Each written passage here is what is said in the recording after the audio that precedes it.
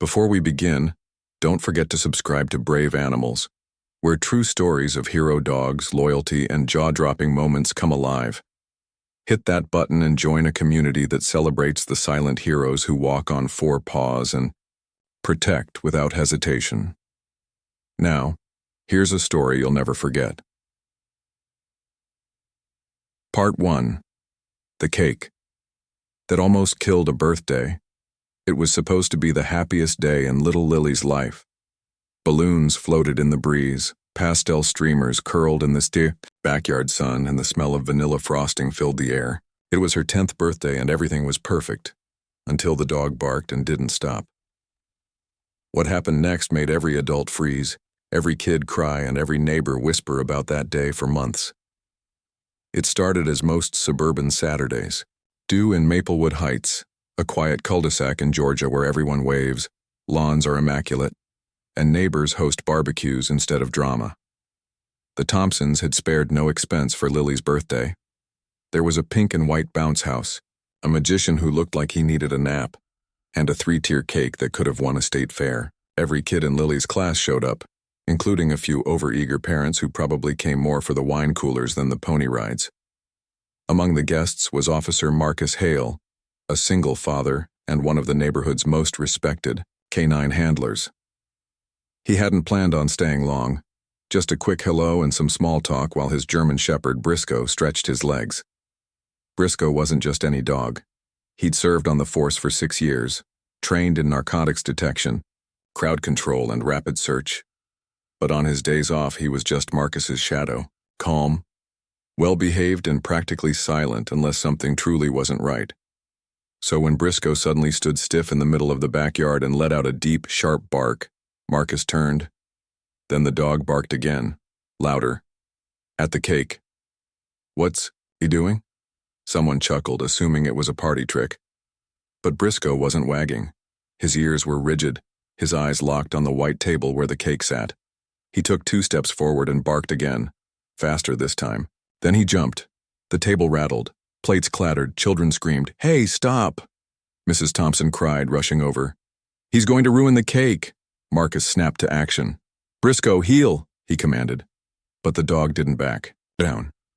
Instead, he circled the table, sniffing hard, whining low in his throat, then letting out another explosive bark directly at the bottom tier of the cake.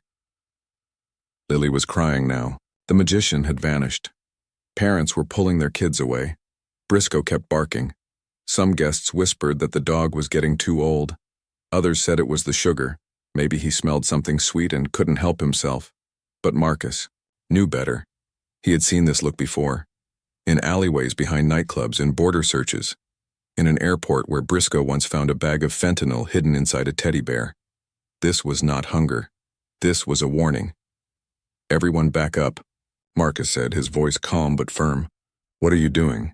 Mrs. Thompson asked, hovering protectively over the cake like it was her own child. "That thing cost $300.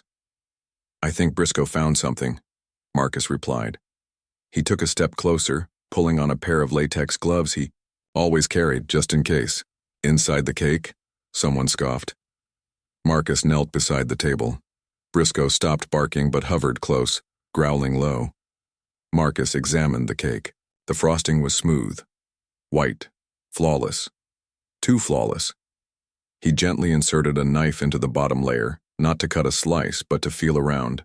Something resisted. He tapped the knife again. Then again. It clicked. Metal. He froze. Briscoe tensed. "Call the police," he said, even though he technically was the police. "Marcus, what is it?" someone asked, their voice shaking. He carefully cut around the edge of the cake and peeled back a layer of fondant. That's when everyone saw it. Wrapped in foil and lodged in the base of the cake was a small, fully loaded handgun. For a moment, nobody moved. Then chaos. Children cried louder. Adults started shouting. A man dropped his beer. One mother fainted onto the grass. Marcus quickly grabbed the weapon, cleared the chamber, and checked the safety. Briscoe sat beside him, watching everyone's reactions with military precision. Mrs. Thompson was pale. How did that even get in there? "Who delivered the cake?" Marcus asked. I I didn't bake it," she stammered. "It was from Cakes and Candles downtown. I picked it up this morning." Marcus stood up, scanning the guests. One man near the back started walking away quickly, head down. "Hey, you, stop!" Marcus barked. The man bolted. Briscoe didn't wait. He lunged, tore across the lawn, and tackled the guy to the ground like a linebacker. Marcus ran over, cuffed the man, and pulled out his wallet. Luis Rendon. Not a baker. Not on the guest list. Not even from Maplewood. Turned out Luis had recently been fired from the bakery after a series of suspicious incidents. No one had seen him come in, but surveillance footage later showed him slipping into the delivery van hours earlier. Authorities would confirm he intended to retrieve the weapon later, once the party was over and no one was looking. Only Briscoe looked. Briscoe always looked. That night, after the last patrol car left and the parents had taken their traumatized kids home, Marcus sat on the porch with Briscoe lying at his feet. "You saved them all, buddy," he said, scratching behind the dog's ears. Lily came out in her pajamas, her party dress long gone, her face still streaked with tears.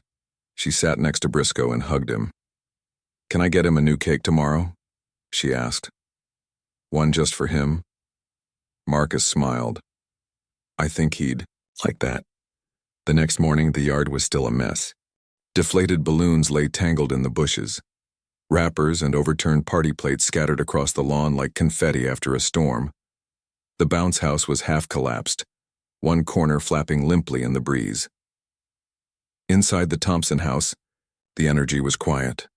Lily sat at the kitchen table, still in her robe, staring at a plate of untouched pancakes. Her party hat lay on the counter beside her, crumpled like the day itself. Her mother, Dana, moved around the kitchen without saying much. She poured coffee, cleaned dishes that had already been cleaned, and avoided looking at the newspaper that sat on the counter. Local K-9 Saves birthday party from tragedy. The headline read, Briscoe's photo was front and center. The picture had been snapped right after the incident, showing him alert, proud, standing beside Officer Hale with the confiscated weapon blurred in the background. Dana picked up the paper again, her hands trembling slightly. "I still can't believe it," she muttered, more to herself than to Lily. Lily finally spoke. "Can Briscoe come over today?" Dana looked at her daughter. It was the first time she had asked for anything since the chaos. "I'll call Officer Hale." Across the street, Marcus was already on the porch sipping black coffee from a dented thermos, still in his department hoodie. Briscoe sat beside him like a statue, watching the street with the same calm focus that had made him famous overnight. The phone rang. Marcus answered on the second ring.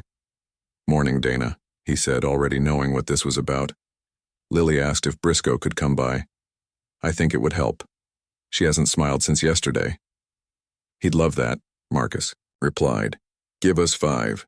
When Briscoe trotted into the Thompsons' yard, something strange happened. The mailman, who had been halfway up the walkway, froze in place, then gave Briscoe a salute. A jogger on the sidewalk slowed, pulled out her phone and snapped a photo, mouthing, "That's him."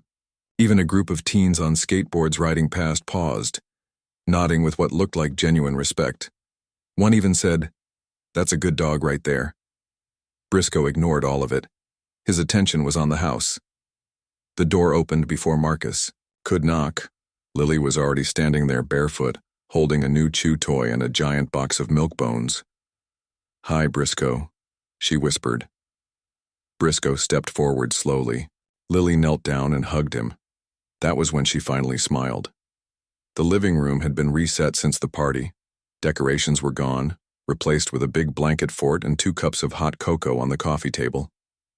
Dana had arranged a few stuffed animals in a circle like a tea party. Briscoe settled among them like he belonged there. Lily talked for nearly 20 minutes straight, about how scared she had been, about how loud everything was, about the moment Briscoe barked and nobody listened. "Knew he was trying to help," she said. "Even when everyone was yelling, I knew." Marcus watched from the couch, sipping his coffee, saying nothing. Dana stood near the kitchen, arms folded, listening. Then Lily leaned in closer to Briscoe and whispered something only he heard. "Thanks. For saving my mom, too.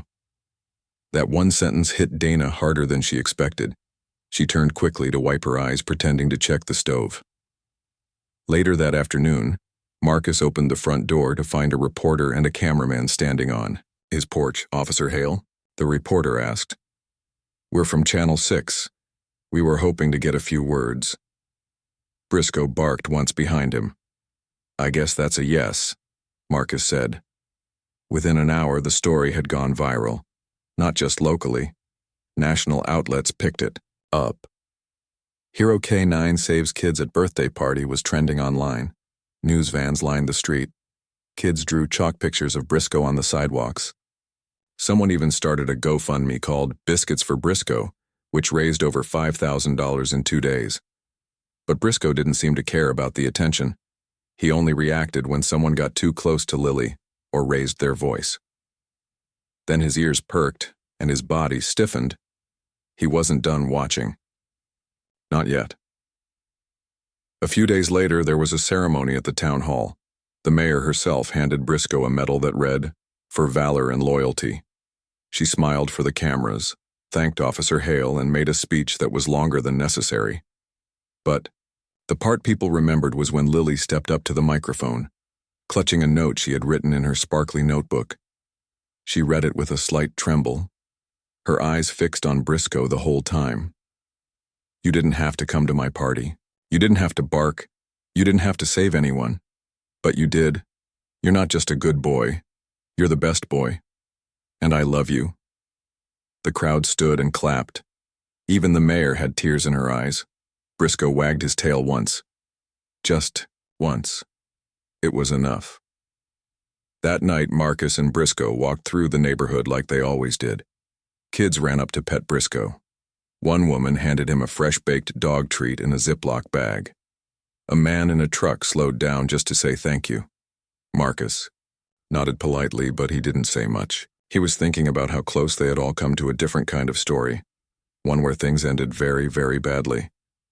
Briscoe nudged his leg. "Yeah, I know," Marcus said softly. "You saw it coming." They reached the same backyard from before. Lily had left a new sign on the fence, drawn with markers and glitter glue. It read, "Briscoe's party next week, everyone invited." And under that, in smaller letters, "No cake weapons allowed." Marcus laughed. For the first time in days, Briscoe barked once, then sat down by the gate, tail wagging slowly, like he already knew there'd be another reason to protect these people someday.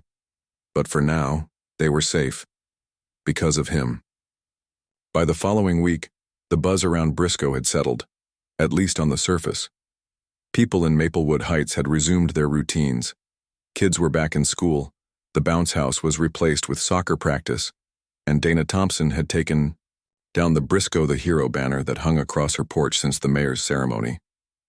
Life, it seemed, was moving on. But Marcus Hale knew better. So did Briscoe. The headlines had faded, but something about that birthday party still tugged at Marcus's instincts. A gut feeling he had learned to trust, sharpened by years on the force, and countless nights patrolling shadows no one else noticed. It wasn't just the gun and the cake. It was how it got there. Luis Rendon, the bakery employee caught by Briscoe, was still in custody, but the story he told didn't sit right. "I was paid to sneak it in," Luis had said during his initial questioning. "Guy gave me $500 cash, said the cake was going to a political donor's house. Told me to shut up and do it." That's where his story stopped. No name, no face, just a vague description of a man in a dark jacket, sunglasses, and a New York accent. The problem was, the Thompsons weren't political donors. Dana was a school administrator. Her husband was a physical therapist. They weren't even registered with any party. So why that house? Why that party? Marcus replayed those questions over and over as he sat in his patrol car the next morning, parked outside the county courthouse.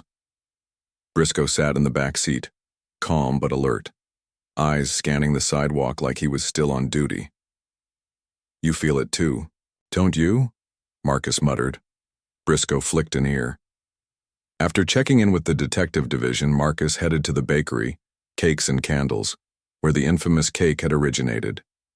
The owner, Gloria Martinez, met him at the front. She looked exhausted. Puffy eyes, nervous hands, a woman on edge. "Officer Hale," she said, her voice trembling. "I was hoping you'd come. You've got something new?" Gloria nodded and waved him into the back room. She pulled out a folder, thick with papers, and handed it over. "These are our cake orders from the past 2 weeks," she explained. "Take a look at the one for the Thompson party." Marcus flipped to the invoice. There it was. Lily Thompson, May 5th, 3-tier vanilla strawberry cake, paid in full. But there was a note in the comments section that caught his attention. "Deliver. Through Luis only. No substitutions." "Did that seem odd to you?" Marcus asked. "It did," Gloria said. "But I thought maybe it was a family member who trusted him. Luis was good with customers before he went. Strange." Marcus raised an eyebrow. "Strange how?" He started taking phone calls outside, stepping away from the cameras. "And last month, one of our deliveries went missing. A cake that never made it to a wedding." "You report it?" "No," she admitted, ashamed. "We replaced it and moved on. I regret that now." Briscoe let out a low growl. Marcus looked over his shoulder. A man had entered the bakery. Early 30s, dark, hair, thick jacket despite the warm morning. He gave Briscoe a sidelong glance and quickly walked toward the front counter. Gloria leaned in. "That guy's been here twice this week. Doesn't order anything. Just asks about our delivery staff." Marcus stepped forward.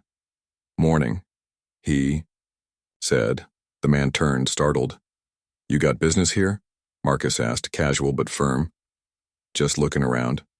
"You from around here?" "No," the man said. "Visiting family." Briscoe growled again, louder this time. Marcus's hand dropped near his belt. "What family?" he asked. The man hesitated. "I gotta go." He pushed past Marcus and slipped out the front door. "Gloria," Marcus said without turning. "Do you have exterior cameras?" "Yes, all the way around." "Good.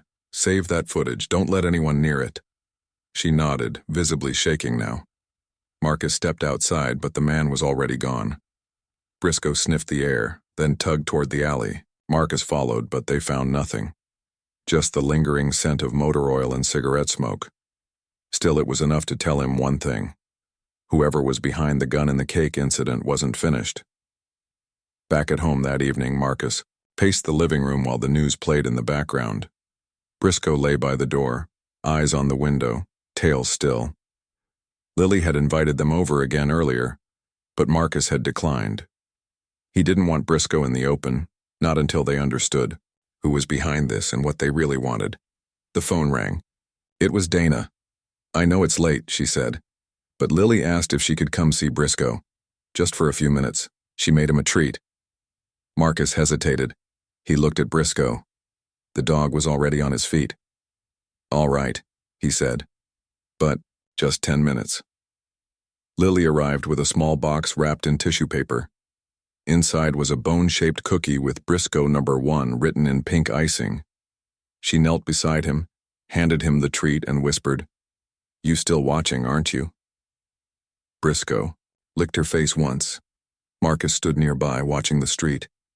That was when he noticed a car parked 2 houses down. Dark windows.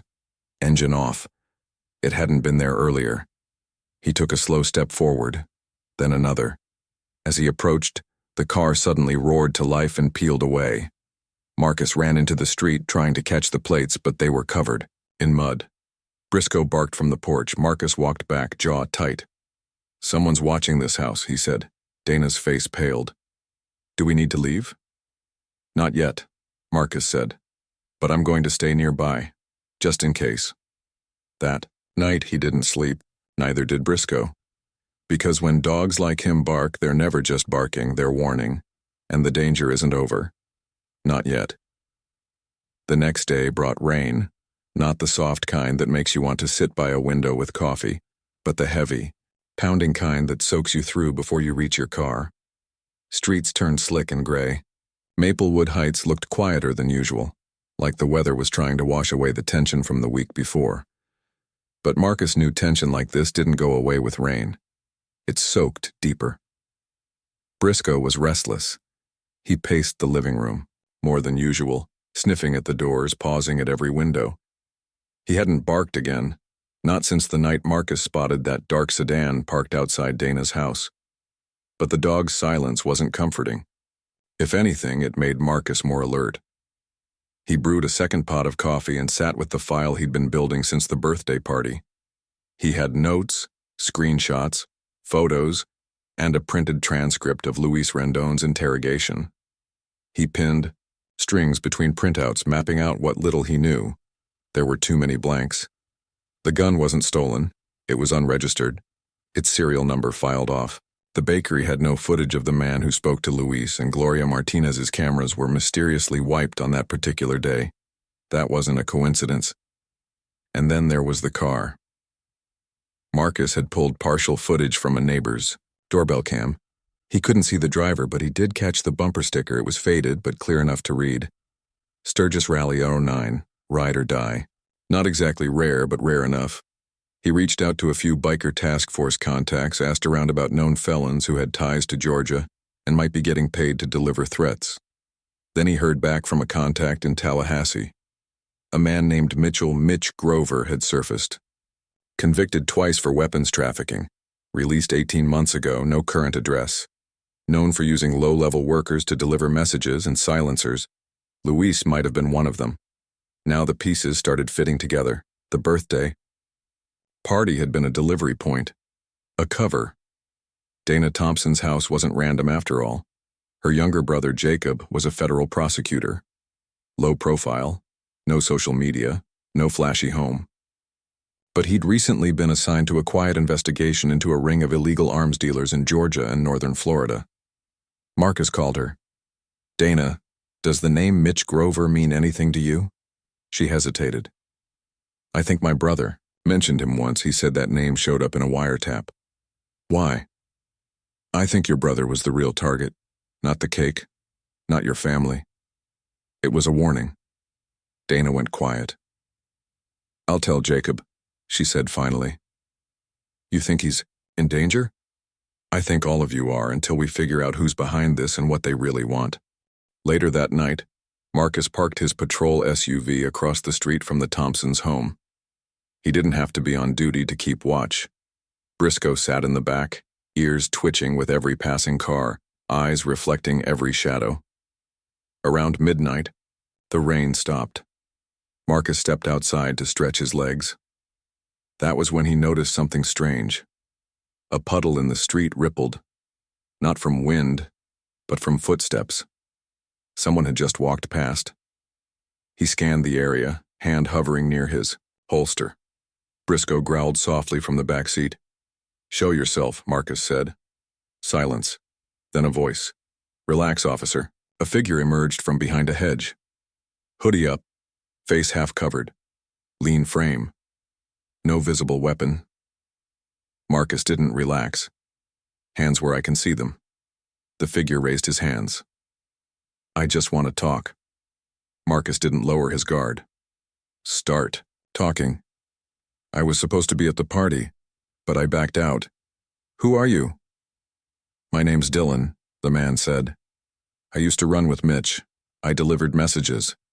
But I never liked the blood part. I heard what happened. The dog, the girl, I didn't want that." "You were part of the setup?" "No," Dylan said. "But I heard Luis wasn't the only one. There's another guy. Bigger play. They're watching that prosecutor. Your dog messed up the timeline. Now they're angry." Marcus took a step closer. "Why are you telling me this?" "Because I'm tired of running. I want a deal. I'll testify. I'll tell you where Mitch is hiding." Before Marcus could respond, Briscoe barked sharply. Gunshot, not close but not far. The figure spun. "They found me." More shots rang out. The man darted down the sidewalk. Marcus dropped into a crouch and grabbed the radio on his shoulder. Shots fired. Maplewood and Green. Suspect fleeing westbound. Possible informant. Request backup. Briscoe lunged forward, leash already clipped. They chased Dylan into the darkness. 2 blocks later, Briscoe caught up.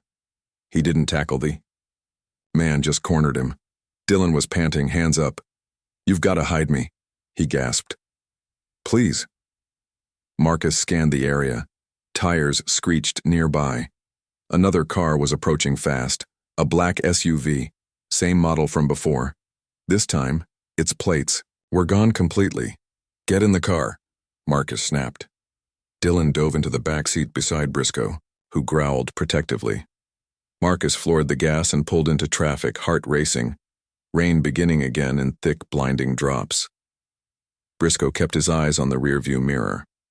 Marcus didn't speak until they reached the station, sirens in the distance catching up behind them. "Get him processed," he told the sergeant at the desk.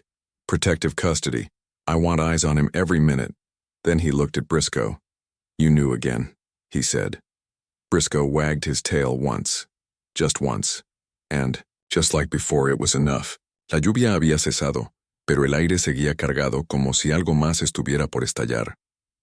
En la comisaría de distrito de Las Rosas, el ambiente estaba lejos de ser tranquilo. Desde la llegada de Dylan, el supuesto ex colaborador delictivo, de Mitch Grover, los agentes caminaban con paso tenso. Teléfonos sonaban sin parar y Briscoe no se separaba ni un segundo de Marcus. Dylan estaba custodiado en una sala segura, bajo vigilancia continua. Había dado detalles precisos sobre movimientos, nombres y, lo más importante, una posible ubicación. Una nave industrial semiabandonada en las afueras de Collado Villalba, al norte de Madrid. Marcus se quedó mirando el mapa que colgaba en la pared de su despacho. Señaló el punto con el dedo. Si están ahí hay que actuar antes de que se muevan. Este tipo de gente no espera 2 veces, dijo en voz baja como para sí mismo. Briscoe, tumbado junto a la puerta, levantó la cabeza. Lo entendía todo. Esa noche, la operación fue aprobada. Marcus no quería ir sin Briscoe. Aunque el perro ya estaba semi-retirado, nadie conocía su olfato, ni su forma de anticipar el peligro, mejor que su compañero humano. Y después de todo lo que habían vivido, dejarlo atrás sería como ir con los ojos vendados. El equipo de intervención se reunió en un hangar silencioso a media hora de la ubicación. Los agentes repasaban planos, compartían señales, revisaban armas. La tensión podía cortarse con un cuchillo. Haremos entrada en silencio. Buscamos armas, documentos y a Mitch Grover si sigue ahí. Pero si Briscoe ladra, todos atentos. Ya sabéis por qué está aquí, dijo Marcus. Nadie discutió. Todos recordaban el caso del pastel. A las 03:12 de la madrugada, los vehículos se colocaron a 100 metros del almacén. Las luces estaban apagadas, pero desde el visor térmico detectaron 3 figuras en movimiento dentro. Briscoe bajó del coche, alerta. No ladraba, no gruñía. Solo avanzaba, con paso firme, nariz al viento. Marcus iba tras él, fusil en mano, siguiendo el ritmo que su compañero marcaba. Se acercaron a una puerta lateral, cerrada con candado. Marcus sacó una herramienta y lo rompió en silencio. Dentro, el olor era intenso, grasa, gasolina, polvo, humedad y algo más. Algo que Briscoe detectó al instante. Se tensó, alzó la cabeza y miró hacia una columna. Metálica en la esquina derecha. Un golpe seco sonó arriba. Alguien en el piso superior. El equipo entró. Los siguientes minutos fueron una mezcla de pasos rápidos, señales con las manos y respiraciones contenidas. Briscoe olfateó cada esquina, cada caja. Al llegar a un armario oxidado, se detuvo. Ladró. Una vez, Marcus levantó el puño. 2 agentes se acercaron y abrieron el armario. Dentro, había una caja, fuerte, pero lo que la rodeaba era aún más preocupante. Mapas marcados, fotografías, copias de documentos judiciales. Una de las fotos era de Jacob, el hermano de Dana, el fiscal. Otra, de Lily, tomada desde lejos, desde una furgoneta. Hijos de... susurró uno de los agentes. Marcus apretó los dientes. Ahora estaba claro. No solo se trataba de tráfico de armas. Era personal. En el piso superior encontraron a dos hombres dormidos. Ninguno era Mitch Grover, pero uno de ellos, al despertar, intentó huir por una escalera trasera. No llegó lejos. Brisco lo interceptó con una carrera rápida y un salto perfecto que parecía sacado de una película. El sospechoso cayó de bruces, con el perro encima. Ni un rasguño a Brisco, pero sí un mordisco de advertencia en el brazo del fugitivo. «Vale, vale, hablaré. No me hagáis daño», gritó el hombre. Ya en la comisaría, el detenido confesó que Mitch tenía previsto salir del país. Había comprado un pasaporte falso y pensaba cruzar por el puerto de Valencia en 2 días, escondido en un camión de cítricos. La policía dio orden inmediata de búsqueda nacional. Marcus no durmió esa noche. Solo Brisco, al llegar a casa, se permitió cerrar los ojos. La mañana siguiente, Marcus fue a visitar a Dana. Llevaba consigo algo que no pensaba entregar, pero que no podía ignorar. La foto de Lily. Dana lo vio desde la puerta y supo que no. Eran buenas noticias. ¿Ha pasado algo? No, pero pudo haber pasado. Encontramos esto. Se lo mostró. Dana se tapó la boca. ¿La estaban vigilando? Sí. A ti, a Jacob, a todos. Dana se apoyó contra la pared. Sus ojos se llenaron de lágrimas. No puedo más con este miedo, Marcus. Cada noche me despierto pensando que alguien entrará en casa. Y Lily. Ella empieza a tener pesadillas. A veces le oigo hablar en sueños con Brisco. Le pide que no se marche. Marcus bajó la mirada. Brisco no se irá. No mientras haya alguien que necesite que lo protejan. 2 días después, la noticia llegó. Mitch Grover había sido interceptado en Valencia justo antes de subir al camión. Se resistió. Intentó sobornar a los agentes, pero no funcionó. Fue arrestado. El operativo se cerró oficialmente con éxito. El fiscal Jacob Thompson presentó cargos federales contra él y su red. Varios cómplices cayeron en cadena. La amenaza había sido neutralizada. Pero en Las Rosas, nadie hablaba de Jacob. Todos hablaban de Brisco, del perro que olió un arma en un pastel, del perro que interceptó a un fugitivo sin dañar a nadie, del perro que, sin una sola palabra, salvó una vida. Una semana después, en el colegio de Lily, se celebró un acto especial. Brisco fue invitado como alumno honorífico por valor. El director leyó un texto solemne. Los niños le dedicaron dibujos, y Lily, con voz clara y dulce, leyó una carta. Querido Brisco, gracias por enseñarnos que no hay que tener voz para ser valiente. Gracias por cuidar de mí incluso cuando nadie entendía qué pasaba. Tú no eres solo un perro, eres mi héroe. Te quiero siempre. Brisco no entendió las palabras, pero sí el tono. Y cuando los aplausos llenaron el patio, él solo ladró una sola vez, y todos entendieron. Fall had arrived in Maplewood Heights. Golden leaves drifted across sidewalks like slow dancers. The air smelled of cinnamon, cut grass, and fireplaces just starting to wake after a long summer.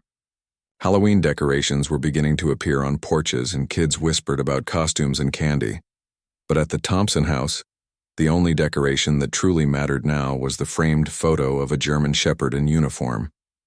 It sat by the front door, next to it a small bowl that read Briscoe's Treats, always filled, even now. 3 weeks had passed since Mitch Grover's arrest, since the plot unraveled, since the town held its breath and finally exhaled. Things were back to normal, or at least trying to be. Dana was back at work. Jacob, the quiet prosecutor whose name was nearly forgotten in all the headlines, had returned to D.C., where security followed his every step now. And Lily had started smiling again, laughing, sleeping through the night, but she still asked the same question every morning. Is Briscoe coming over today? Marcus always gave the same answer. Maybe. He'll let us know. Briscoe had been slowing down, not in spirit but in body. His back legs didn't carry him as quickly as they used to. Stairs were harder. Jumping into the truck took a little help, but his eyes never lost that spark. That Sunday, Marcus took him to the park. It wasn't the police dog run or a training field. Just the quiet local park with 2 benches, a duck pond, and a small hill where kids flew kites in the spring. Marcus tossed a tennis ball gently, and Briscoe trotted after it, slower now but determined. A little boy watched from a swing and asked his dad, "Is that the dog from the news?" His dad nodded. "That's him." The boy whispered something. Then, "Wait," Briscoe barked once in reply. They sat there for hours, no patrol, no case. No danger, just a man and his dog. Later that evening, Marcus got a call. It was Dana. "Lily made something. She wants to give it to Briscoe. Could you two come by?" They arrived just before sunset. Lily was waiting on the porch, holding a small red blanket. It had Briscoe's name stitched in gold across the top, and patches sewn in from pieces of her old shirts, each with a tiny message written in marker. "My hero. Forever brave. Thank you for hearing what I couldn't say." Briscoe nudged the blanket gently, then laid down on it right there on the porch. "I think he likes it," Marcus said, his throat tight. Lily sat beside him and rested her hand on his paw. "I wish dogs lived as long as people," she said quietly. Marcus nodded. "So do I." The next morning, Briscoe didn't get up right away. Marcus noticed it immediately. His ears twitched, but he didn't stand. Just looked at Marcus with calm, tired eyes. No pain, no fear, just stillness. They sat together in the living room for a long time. Marcus didn't say anything at first, just laid a hand gently on Briscoe's shoulder and stayed there. "You did everything right," he finally whispered. "You don't have to protect anyone else now." Briscoe closed his eyes slowly, peacefully. That was his last morning. Word spread quickly. Neighbors left flowers at Marcus's door. Kids taped drawings to the windows. A local bakery made bone-shaped cookies with little tags that said, "Briscoe, forever." Even the mayor called. But it was Lily's reaction that struck deepest. She brought her blanket back and laid it on the bench at the park hill where Briscoe last played. Dana said she sat there every afternoon for a week just watching the sky. "He's still listening," she told her mom. A month later, Marcus stood in front of a small crowd at a dedication ceremony. The town had renamed the park bench in Briscoe's honor. A plaque read, "In memory of Briscoe, the dog who never ignored a whisper. He saved lives by listening when others stayed silent." Marcus was asked to speak. He didn't prepare a speech. He just told the truth. "There are heroes who wear badges and carry guns," he began. "And then there are the ones who walk on 4 paws and just know." Briscoe didn't just detect danger. He sensed pain. He knew when someone needed help, even if they didn't know it themselves. He looked at Lily in the front row. She smiled softly and held her mother's hand. He didn't bark to scare us. He barked so we could be safe, so we could live. The crowd clapped. Some cried. Everyone remembered. That night, Marcus sat alone on the porch. The stars were out. The air was cool. And the silence was hard. He reached for the leash hanging by the door. He held it for a moment, then let it drop. A single bark echoed in his mind. Not from fear, not from urgency, just from love. A reminder that sometimes the smallest sounds carry the biggest meaning. Life doesn't always give you a warning, but sometimes, if you're lucky, it gives you a Briscoe. So here's a question for you, dear reader. When was the last time you truly listened to the quiet around you? To a voice that didn't use words but still spoke volumes? Maybe it's time we all stop and listen a little more. What would your Briscoe try to tell you?